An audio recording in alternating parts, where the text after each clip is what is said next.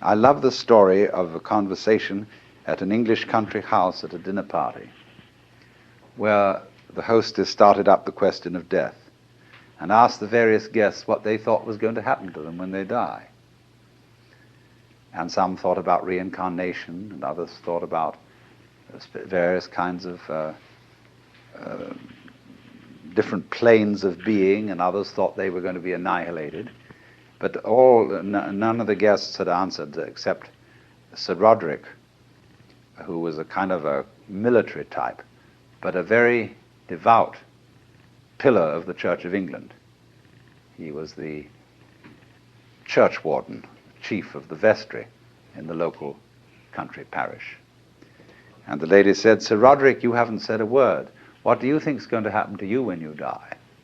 "Oh," he said, "I am perfectly certain that I shall go to heaven and enjoy everlasting bliss, but I wish you wouldn't indulge in such a depressing conversation."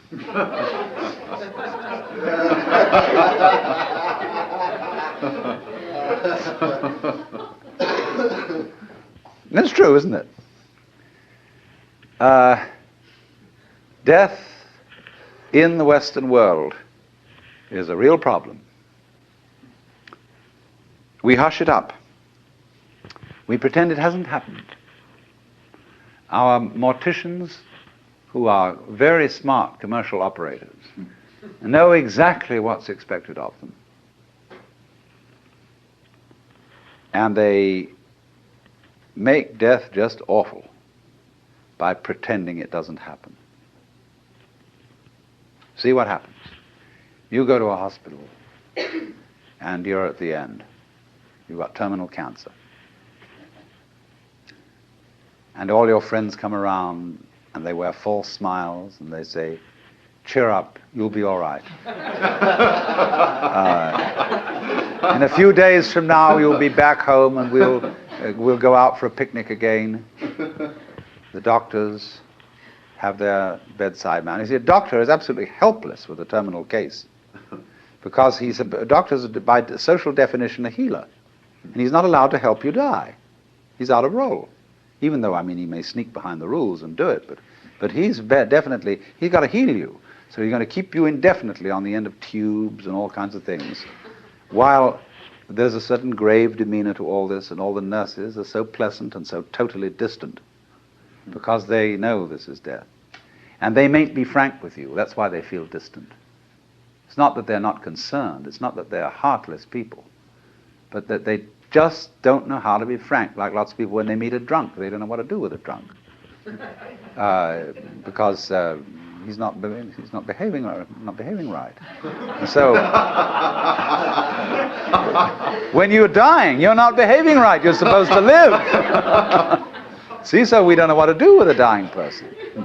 We don't get around that person and say, listen, man, I've got the news for you. You're going to die. And this is going to be great. Look, no more responsibilities. Don't have to pay those bills anymore. Don't have to worry about anything. You're going to just die. And let's go out with a bang. Let's have a party, see? We'll put some of that morphine in you so that you won't hurt too much. But we're going to prop you up in bed, and we're going to bring all our friends around, and we're going to have champagne, and you're going to die at the end of it, see? And it's going to be just marvelous. Just like being born, see? When we had birth problems, see, all women used to think that birth had to be painful. It was good for them. It was one of the things you had to suffer because you'd been screwing around with people, and therefore you had to have a child, and it's got to hurt. And then the doctors got together and they scratched their heads, and the man called Grantley Dick Reed said, "No, birth doesn't hurt, it's natural." All we've got to do is to talk these women into the idea that it doesn't hurt, that all these so-called pains are just tensions, and that birth is great. It's not a disease. It's not really something you ought to go to hospital for, because you associate hospitals with diseases and sickness. Birth isn't sickness. All right, now let's do some new thinking. What about death? Is death sickness? Or is it a healthy, natural event like being born? Of course it is. So, I mean, a little change in social attitude about this will fortify everybody else. I mean, if I'm alone and all my relatives are going, and kind of pretending to me, it's going to be hard for me. I've got to challenge the whole bunch of them and get my dander up and say, listen, damn you, I don't want all this thing around here. You've got to take a different attitude about my death. Well, that's hard.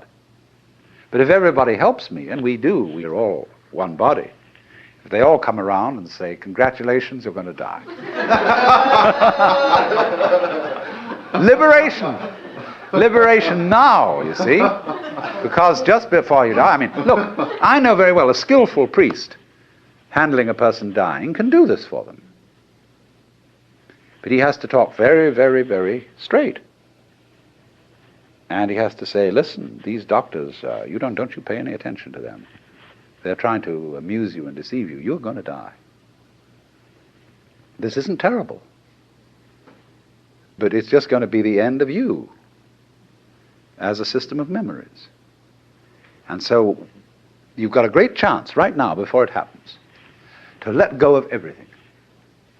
Because you know it's going to go, and it is going to help you. It's going to help you let go of everything. So if you have any possessions left, give them away. Give everything away. And if you have anything to say that is you felt that you ought to say before you die, and that you're kind of hanging on to and it's bothering you, say it. I mean, I don't mean necessarily a last confession, but say it said that Adlai Stevenson, shortly before he died, said that he had been making a monkey of himself because he didn't agree with the government's policy about something or other. You know, he had to get that off his chest because he had a little thought in the back of his mind that things were catching up with him. You see? So the moment comes when this thing called death has to be taken completely, not as some ghastly accident, something that all your friends are going to stay away because you're awful. I mean, sometimes people, when they die, are in a very unpleasant physical condition. They don't smell good, they don't look good, and so on. But an enormous amount can be done with scientific methods to make things reasonably tidy from a purely sensory point of view. But the main thing is the attitude that death is as positive as birth and should be a matter for rejoicing, because death is the symbol of the liberation. There is a wonderful saying that Ananda Kumaraswamy used to quote. I pray that death will not come and find me still unannihilate. In other words, that man dies happy if there is no one to die. In other words, if the ego has disappeared before death caught up with it. But you see, the knowledge of death helps the ego to disappear, because it tells you you can't hang on. So what we need, if we're going to have a good religion around, that's one of the places where it can start. Having, I don't know, well, nowadays I suppose they'd call it the Institution for Creative Dying.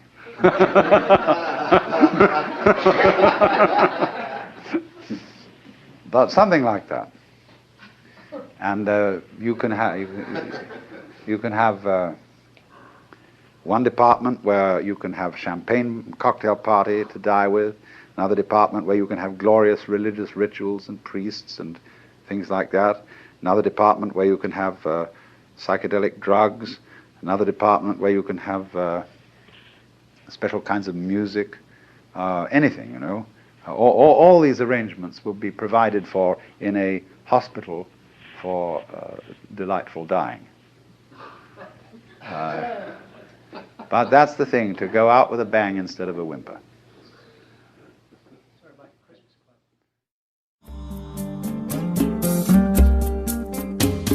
Out of Your Mind now continues with the next lecture from the World as Emptiness lecture series.